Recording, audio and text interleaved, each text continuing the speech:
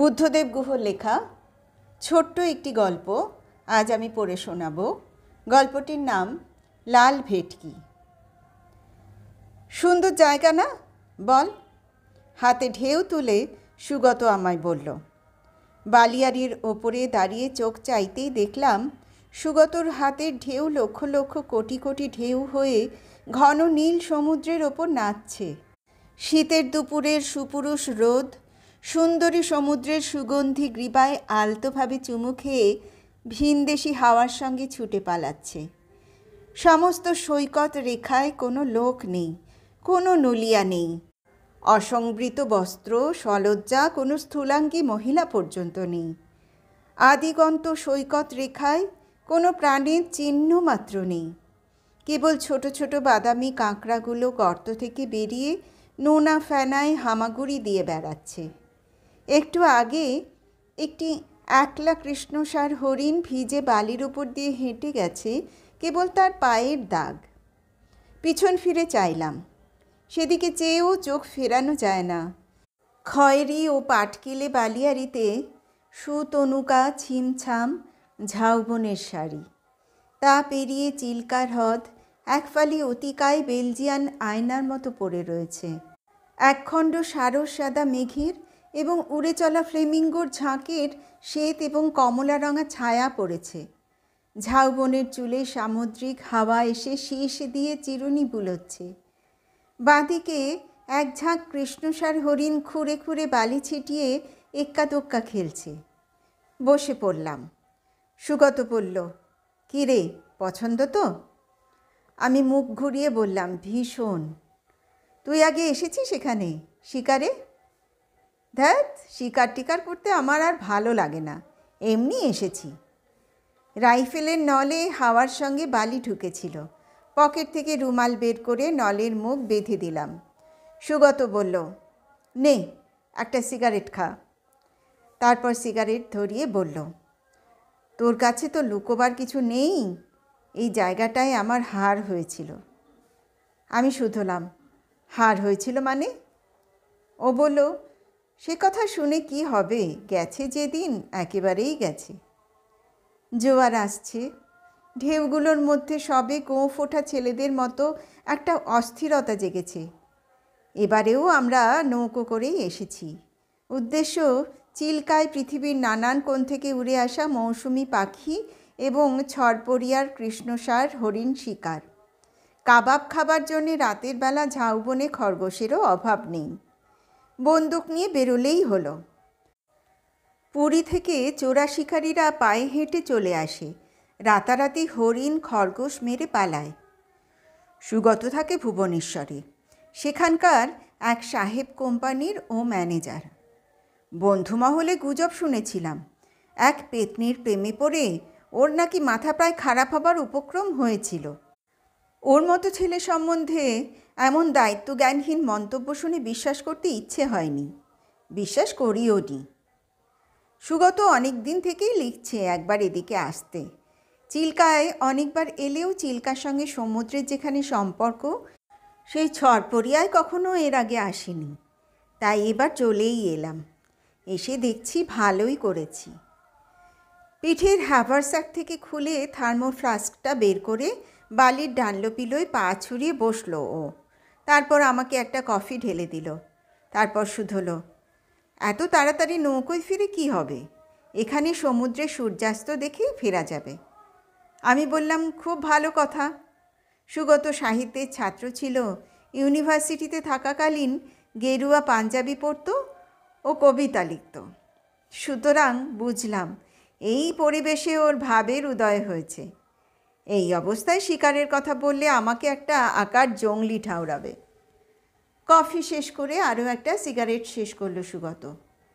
তারপর জ্বলন্ত টুকরোটা দু আঙুলে নাড়াচাড়া করতে করতে কী ভাবতে ভাবতে জলের দিকে ছুঁড়ে ফেলল। তারপর হঠাৎ সোজা হয়ে বসে বলল, তোকে বলেই ফেলি বুঝলি, অনেক দিন ধরে ভেবেছি কাউকে বললে বোধহয় বোঝাটা হালকা হবে। আমি মাথাটা হাতে রেখে বালির ওপর কাত হয়ে শুয়ে বললাম, বল। সুগত সমুদ্রের দিকে ঘুরে বসল, যেন সমুদ্রকেই বলবে যা বলার, কিংবা সমুদ্রকেই কনফেশনাল করবে। ঢেউগুলো ফুলে ফুলে উঠছে। সুগত শুরু করলো, গত বছর বড়দিনের ছুটিতে এখানে এসেছিলাম। নৌকোয় তোফা খাই দাই, সকালে পদচারণা করি, দুপুরে সাঁতারের পোশাক আর ছবি আঁকার সরঞ্জাম নিয়ে এইখানে চলে আসতাম। সারা দুপুর খেয়াল খুশি মতো জল রঙের ছবি আঁকতাম। তারপর দুপুর একটু নিস্তেজ হলে থার্মোফ্লাস্ক থেকে ঢেলে এক পেয়ালা কফি খেয়ে সাঁতারের পোশাক পরে সাঁতার কাটতে নামতাম। যতক্ষণ না সূর্য অস্ত যেত ততক্ষণ সাঁতার কাটতাম। আমি শুধলাম, এখানে এই জনমানবশূন্য সৈকতে তো শুনেছি অনেক হাঙর আছে, তোর ভয় করতো না? সুগত বিরক্ত হয়ে বলল, হাঙর তো ডালহৌসি স্কোয়ারেও আছে, তা বলি কি তুই ভয় করিস? বুঝলাম ওর জবানবন্দিতে বাধা পড়ে এমন কিছু ও পছন্দ করছে না। চুপ করে গেলাম। ও বলল, একদিন এমনি দুপুরবেলা এখানে আসছি, বালি তেতে আগুন, পাতলা চটি পায়ে দিয়ে আসছি, এইখানে এসে অদ্ভুত দৃশ্য চোখে পড়ল।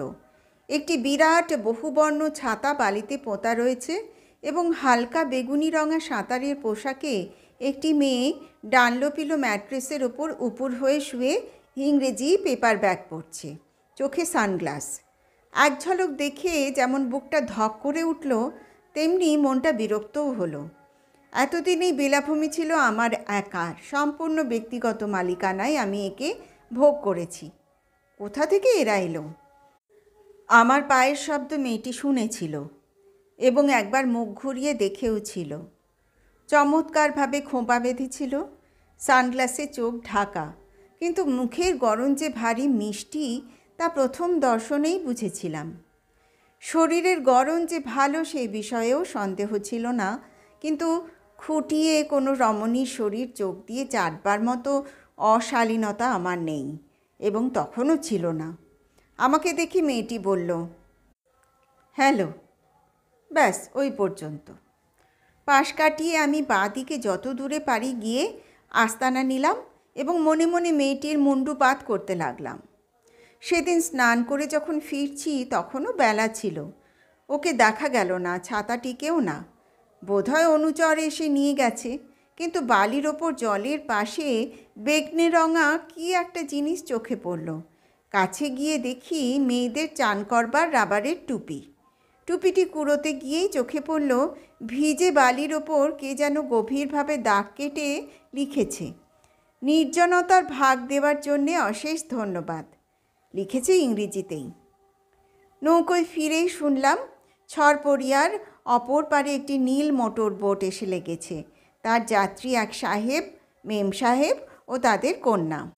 বাঙালি সাহেব কি মারওয়ারি সাহেব কি ইংরেজ সাহেব মাঝি অত বলতে পারল না, তবে সাহেবেরা যে বিলক্ষণ এসেছেন বুঝতে পারলাম যখন রাতের বেলা চিল্কার জলের ওপর কাঁপতে কাঁপতে দূরাগত ইংরেজি গানের শব্দ ভেসে এলো। মাই ফেয়ার লেডির গান বাজছে রেকর্ড প্লেয়ারে, ইজন্ট ইট লাভারলি লাভারলি লাভারলি। পরদিন যথাসময়ে যখন গেলাম দেখলাম মেয়েটা একা নয়, সঙ্গে একজন প্রৌঢ় ভদ্রলোক ও প্রৌঢ়া ভদ্রমহিলা। ভদ্রলোকের মাথা ভরা টাক, বুক ভরা চুল এবং চোখ ভরা বুদ্ধি। নদ নদে ভুঁড়ির ওপরে লাল রঙা সুইমিং ট্রাঙ্ক। ভদ্রমহিলা বিপুলা। এই যদি মা হন তাহলে এমন মেয়েরও এই বয়সে এই অবস্থা হবে, ভাবা যায় না। পাশে একজন ছোকরা চাকর বিয়ারের বোতল আগলাচ্ছে এবং মালিকের খিদমতকারি করছে। টুপিটি ফেরত দেওয়াতে অনেক ধন্যবাদ প্রাপ্তি হলো। জানা গেল ভদ্রলোক মুখ্যত শিকারেই এসেছেন, তবে সেই ফাঁকে একটু সমুদ্র উপভোগ করা আর কি, একটু চান টানও করে নিচ্ছেন। সেদিন ছবি আঁকা শেষ করে তাড়াতাড়ি স্নান সারলাম এবং স্নান সেরে মাথায় কী যে দুষ্টুগ্রহ ভর করল, আমার তোয়ালেটি বালিতে ফেলে রেখে তার পাশে তুলির উল্টো দিক দিয়ে গভীরভাবে লিখলাম, নির্জনতা, শুধুই নির্জনতা, মাঝে মাঝে অসহ্য লাগে। ইংরেজিতেই লিখলাম, যদিও আজ ভদ্রলোকের সঙ্গে আলাপ করে বুঝলাম তারা ভারতীয়, পাঞ্জাবিও হতে পারেন, সিন্ধিও হতে পারেন, ঠিক ঠাহর করতে পারলাম না। তারপর দিন আমার তোয়ালে ফেরত পেলাম। ভদ্রমহিলা আমার আঁকা ছবি চাইলেন এবং ওদের নৌকোয় সে রাতে খেতে বললেন। মেয়েটির সঙ্গে আলাপ করিয়ে দিলেন। নাম বললেন মিতা। কলকাতার কলেজে পড়ে। খুব নাকি ভালো সাঁতার কাটে। সাঁতার কাটতে নাকি অস্ট্রেলিয়া না নিউজিল্যান্ড কোথায় গিয়েছিল। মেয়েটিকে সেদিন ভালো করে দেখলাম। এত চমৎকার গড়ন যে ভারতীয় মেয়েদের হয় আমার জানা ছিল না। আজ একটা বাদামি রঙের সাঁতারের পোশাক পরেছে। মনে হলো এই বাদামি বালি, বাদামি রোদ, বাদামি পোশাক সব কিছু মিলে মেয়েটির শরীর থেকে কোনো জ্বালা বিকিরিত হচ্ছে, যে জ্বালা দেখা যায় না, কিন্তু চোয়ালের দিকে চাইলে সানগ্লাসে চোখ ঢাকা থাকা সত্ত্বেও সে জ্বালা বোঝা যায়। প্রচণ্ড উষ্ণ গ্রীষ্ম মধ্যাহ্নে খয়েরি মাটিতে ছটফট করা কোনো বাদামি তিতির বলে মনে হলো আমার মেয়েটিকে।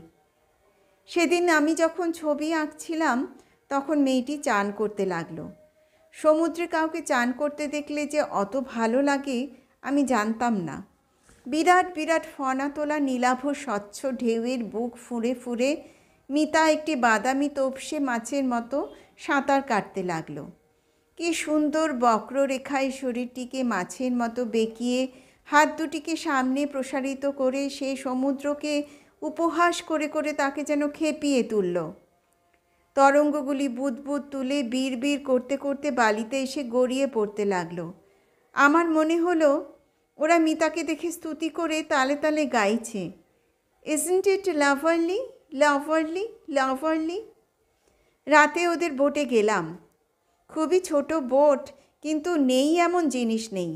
কেরোসিনের ফ্রিজ খুলে হুইস্কি সাধলেন ভদ্রলোক। প্রত্যাখ্যান করতেই মেয়েটি বলল, how is it? Even now a teetotaller? খেতে খেতে মিতার সঙ্গে অনেক গল্প হলো। ও বলল, আমি পরের জন্মে মাছ হয়ে জন্মাবো। আমার কাছ থেকে ছবি চাইল। আমি বললাম যাবার আগের দিন দেব। সেদিন অনেক রাত অবধি আমার ঘুম হলো না। মিতা কি একটা উগ্র সুরভি মেখেছিল। আমার বালিশে তার গন্ধ পাচ্ছিলাম। শেষ রাতে স্বপ্ন দেখলাম একটা বদমাইশ উদবেড়াল সুন্দরী একটি রূপসী মাছকে তাড়া করে বেড়াচ্ছে। সমুদ্রে নাকে নোনা জলের গন্ধ পাচ্ছি। জলের তোর খুব বেশি বোধ হয়, ভরা জোয়ার। আতঙ্কে ঘুম ভেঙে গেল। দেখলাম উটটির মুখটি অবিকল আমার মতো। এই অবধি বলে সুগত থামল। দেখলাম ওর কষ্ট হচ্ছে। ও একটা সিগারেট ধরালো। সূর্যের তেজ কমে এসেছে। একটি সিগাল কোথা থেকে উড়ে এসে আমাদের সামনে বসল। হঠাৎ সুগতকে সেই সূর্যের সোনালি আলোয় খুব সুন্দর বলে মনে হলো আমার। কালো চেহারায় এমন একটা করুণ আভিজাত্য আছে কি বলবো। মাথা ভরা কোঁকড়া কোঁকড়া চুল, টিকোলো নাক, সব মিলিয়ে ভারী সুন্দর দেখাতে লাগলো। সিগারেটটাতে বড় একটা টান লাগিয়ে সুগত আবার শুরু করলো। পরদিন হাঁটতে গেলাম না সকালে। নৌকোয় বসে বসে একটি ছবি আঁকলাম। সমুদ্রের ঢেউয়ে একটি সুন্দরী রূপলি মাছ নাচছে এবং বালির ওপর একটি মৃত রক্তাক্ত উদ পড়ে রয়েছে। ছবিটা এঁকে খুব আনন্দ হলো। কেন জানি না, মনে হলো মিতার মতো মাছের জন্যে অনেক উদ অনেকবার মরতে পারে। সেদিন বিকেলে মিতাকে দেখলাম একা রঙিন ছাতার তলায় বই পড়ছে। আমাকে ওখানেই বসতে অনুরোধ করলো। আমি সকালে আঁকা ছবিটা ওকে দিলাম। ও শুধোলো, এই ছবির কি কোনো মানে আছে? আমি বললাম, মানে নেই। মিতা বলল, চলুন আজ আমরা একসঙ্গে সাঁতার কাটি। আমি বললাম, আপনি আগেই নামুন, আপনি ভীষণ ভালো সাঁতার কাটেন। মিতা ঠোঁট উল্টে বলল, ভালো সাঁতার কেটে কি লাভ যদি সারা জীবন একা একাই সাঁতার কাটতে হয়? কেন জানি না, আমার মনে হলো ওর কথার পিছনে কোনো ইঙ্গিত আছে। অনামা যন্ত্রণার নিরসনের পথ জানে না ও। যে আগুনে জ্বলছে তার নাম জানে না। তারপর ও উঠে পড়ে বলল, আপনি ভীষণ লাজুক। ছেলেরা এত লাজুক হলে ভালো লাগে না। আমি উত্তর দিলাম না। চুপ করে বসে ছবি আঁকতে লাগলাম। মিতা জলে নেমে গেল। হাঁটু জলে দাঁড়িয়ে আমার দিকে ফিরে বলল, বর্তমানটাই কিন্তু সত্যি, ভবিষ্যৎ বলে কিছু নেই। আপনি বিশ্বাস করেন না? আমি জোরে চেঁচিয়ে বললাম। ভবিষ্যতে আমি বিশ্বাস করি।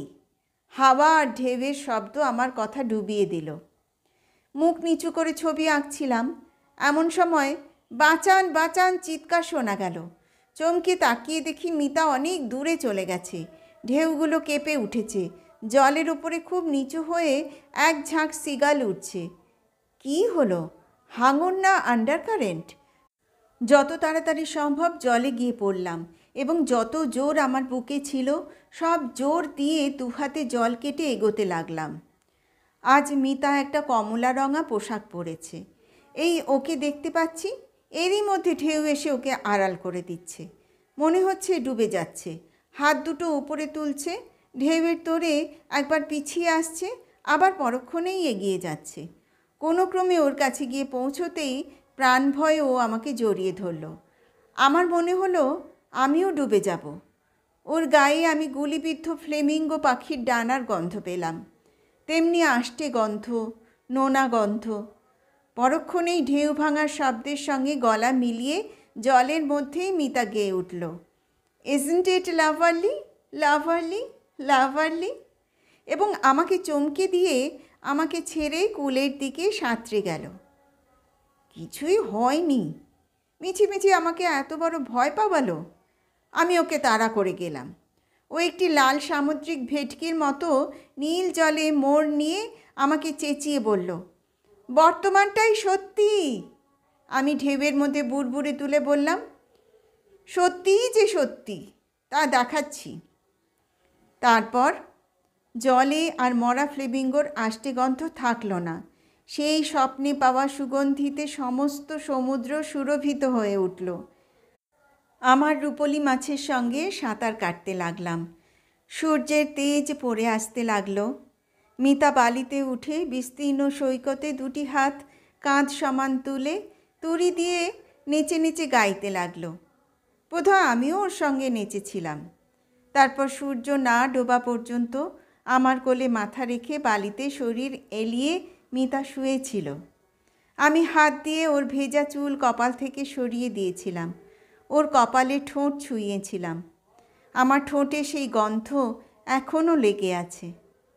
সারা রাত মিতার কথা ভাবলাম।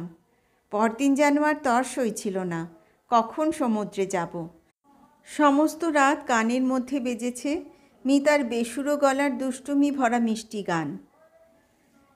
বেজেছে ঢেউয়ের শব্দ, হাওয়ার শীষ। নৌকো ছেড়ে বেরোতে যাব। এমন সময় মাঝি আমায় কথায় কথায় বলল যে ওই সাহেবদের নীলবোটটি একটু আগে চলে গেছে। আমার বিশ্বাস হলো না। বালি ভেঙে ঊর্ধ্বশ্বাসে দৌড়লাম। সমুদ্রের পাড়ে গিয়ে দেখি সেখানে কেউ নেই, শুধু কাঁকড়াগুলো দৌড়োদৌড়ি করছে, হাওয়াটা দাপাদাপি করছে শুধু। হঠাৎ নিচে বালিতে রঙিন কি একটা চোখে পড়ল। দৌড়ে নেমে গিয়ে দেখি বালি চাপা আমার সেই ছবিটি। রূপলি মাছ সাঁতার কাটছে এবং রক্তাক্ত উদ মরে পড়ে আছে। পাশে ভিজে বালিতে গভীরভাবে কে লিখেছে, বর্তমানটাই সত্যি, ভবিষ্যৎ বলে সত্যিই কিছু নেই। আমার মনে হলো এই নীল ঢেউয়ের আড়ালে একটি লাল সামুদ্রিক ভেটকি জলে বুদবুদ তুলে খেলে বেড়াচ্ছে, যাকে আমি কোনো দিন ধরতে পারবো না।